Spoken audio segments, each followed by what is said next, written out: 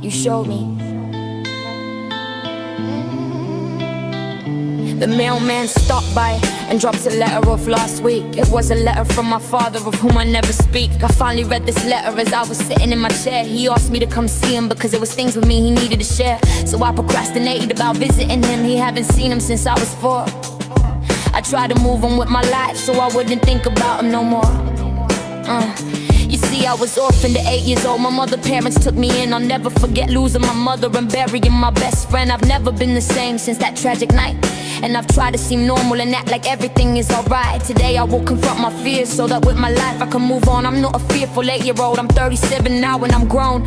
As I walked into the jail, fear came over me. Tears started running down my face and some memories came back to me.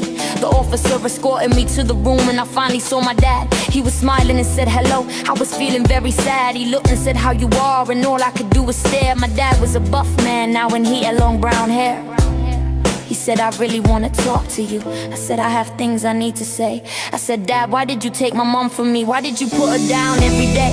I remember the nights you used to beat her. You used to think that I was asleep, but I wasn't, I just pretended, because that's a secret she asked me to keep. She tried to defend your actions when you used to hurt her so bad. She used to smile and tell me she was okay, but deep down I knew she was sad. Why didn't you leave her alone? I needed her in my life. Now I have married a man and he doesn't treat me like a wife. He calls me names and sometimes he causes me to cry. Sometimes I feel like my mom, and that's the truth, I can't lie. I don't feel whole, I feel like a part of me is gone. My husband hits me every day and I don't think it's wrong. My dad looked at me, he yelled, he did what to you? I said, I remember Mom didn't leave, you did that to her too. Mom, she really loved you, why did you hate her so? She told you to seek help for your anger and you always told her no. I remember that night you killed my mother and you took her from me. I remember the day they gave you life in prison, and that's where you will always be. He jumped up and said, I'm sorry, I should have done what I did. I said, you took my mom from me and I've never recovered since I was a kid. As I got ready to leave, I said, Dad, goodbye.